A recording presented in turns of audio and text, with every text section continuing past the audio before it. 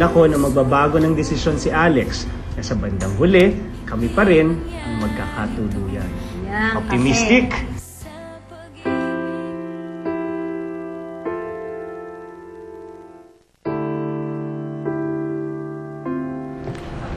Pare, condolence. Salamat. Kamusta si tita? Malungkot. Close kasi sila ni tita eh. Pero tanggap na naman niya. Tagal na rin naman kasing may sakit si tita eh. Si Faye nga pala.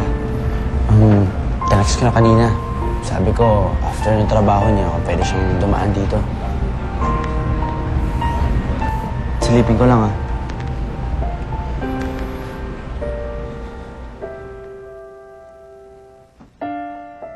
Anong kinamatay niya?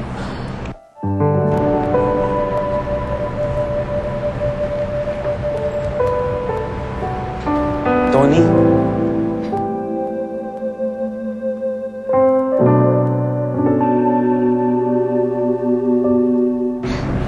Bakit naman gulat na gulat ka?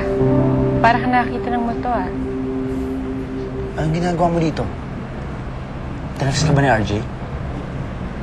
Ikaw kaya nag-text sa akin. Sinabi mo sa akin na pupunta ka, kaya gusto mo pumunta ako. That's why I'm here. Tony, I'm sorry pero hindi ko yung tinetext ko. Si Faye? I better go then. Teka.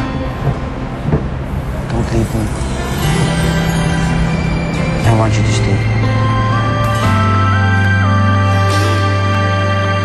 Sinabi mo noon na di mag-iiba. Ito ang matatapang na dapat tutukan. Dave, naku ko lang nabasa yung text mo. Kakatapos lang din kasi ng meeting namin. Pwede bang bukas na lang ako pumunta dyan? May deadline kasi ako. Hindi. Okay lang. Kahit huwag ka na pumunta, maya-maya uwi na rin ako. Okay. Ingat ka ha. I love you. I love you too.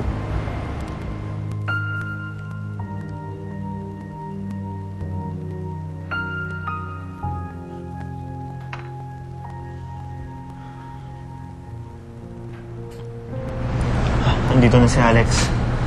Askasin ko lang yung ibang bisita. Sige. Basta see you again, Tony.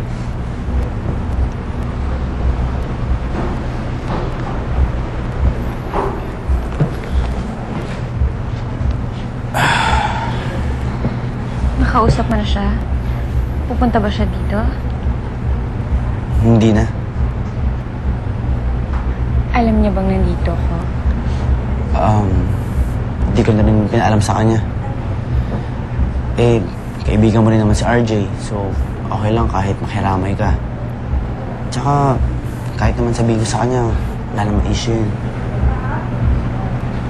She seems nice. She is. Siya yung kasama ko ng mga panahon na sobrang lungkot ko.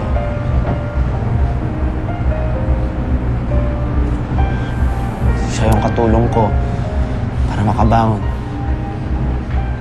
para makalimot.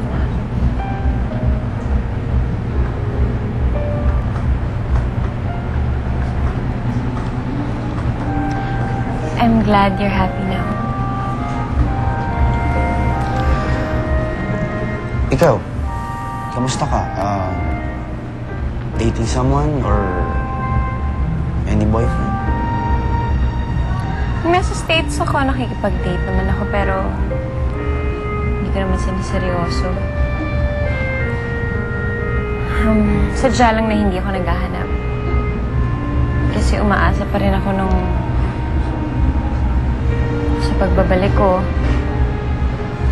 may babalikan pa ako dito sa Pilipinas. But obviously, wala na pala.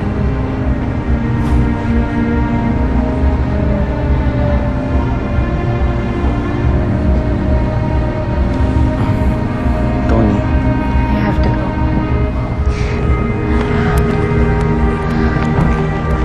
Naantay na ako ng kapatid ko sa bahay. Sige. Sa susunod na titibok ang puso ko, hindi mangyari tong Kilig naman ako. Feeling ko talaga love pa rin ni Alex yun si Tony, ha? Naku, torn between two lovers lang talaga siya. Pero kung ako kay Alex, stick to Faye na lang ako. Wala, delikado eh. Kasi feeling ko naman kung bubalik siya kay Tony, it's just going to be a cycle. Ganyan na naman. Magkakaroon naman tayo ng part 3. Kasi paikot-ikot yan eh. Feeling ko talagang hindi naman nila re-resolve yung problema nila na ang talagang problema, itong si Tony, Aba. iniisip pa rin yung si Peter na yun. Eh, just sandali, kasama na ni sandali. Lord. Hindi, Ano sandali. Alam problema mo, pa sobra ka niya? naman. Masyado mo naman sinisisip. Dinadown tong si Tony. Eh, sinabi na nga ni Tony, oh. Ready na siyang i-forget si Peter. O, hindi ba pwedeng magkatotoo yun? Eh, ugali naman talaga yun ng ibang mga babae. Iba talaga yung sinasabi sa nilalaman ng mga puso nila. Kaya nga minsan, iiyak na lang kami sa hirap ng mga pinagdadaanan na. Wow, ang mga pangyayari dito. linis! Ang linis. Alam mo, hindi lang kami ang ganon. Minsan nga kayo talaga ang ganyan. Ha? Nagsasabi kayo ng mga bagay para makuha ang mga puso Uy! namin. Yung pala, may asawa na, may anak. Kami! Hindi nagsasabi Ako! na totoo. Oy! Para sabihin ko sa'yo, ako, never pa ako nagsinungaling sa buong buhay ko. Yan, ha? Totoo yan. Serious? Eh, ba't ngayon sisinungaling ka? Ay, nako. At saka isa pa, etong si Alex, ha, nararamdaman ko hindi lang siya umaamin, pero love niya ba? pa rin niyang si Tony. Ganun ba? Oo. Tignan mo. Napuyat kasi ako eh. O, akala ko ba umuwi ka na rin at natulog ka? Oo nga. Pero nanaginip kasi ako nang nasa lamay pa rin ako eh. Kaya ayun, puyat pa rin ako. Ang corny mo naman. Paano mo ba napagtsatsagaan tong best friend mo sa mga jokes niya?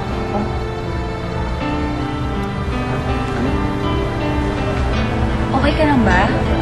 Alam mo, kanina ka patahimik. At parang ang lalim-lalim mong inisip. Hindi kasi meron kaming bagong project sa office eh. Medyo isip. Alam mo, babe, huwag mo munang isipin yan. Kasi kasama mo naman ako ngayon eh. At ang gusto ko, pagkasama mo ko, nasa akin lang ang undivided attention. Pwede ba yun? And by the way nga pala, meron surprise birthday party si Sansan tonight. Punta tayo. Pwede bang pass muna ako? Ikaw na lang. Bakit? May lakad ka na ba? Hindi. Kasi yung kailangan kong asikasuhin yung pinapagawa sa akin para sa project namin sa office. Pare, mas importante pa ba yung project na yan kaysa kay Faye? Baka naman pwedeng kalimutan mo na yung project mong yan. Hindi, RJ, okay lang. Kailangan mo naman yun, diba, babe? Kaya naiintindihan kita.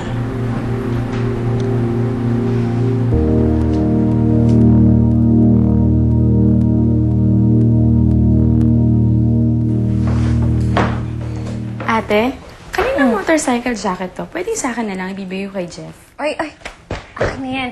Ipagbibigyan ako niyan, no? Sino naman?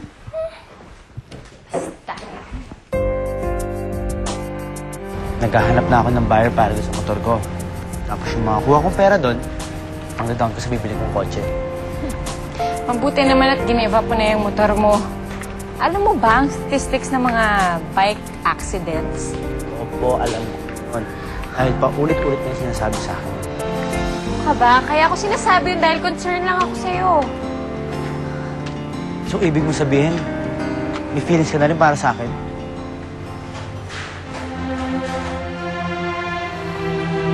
Tony, mahal kita. Dahil ko lang gusto yung pagtapat sa ito eh, kaso natatakot ako. Na baka masyado akong mabilisan. Layuan mo ko.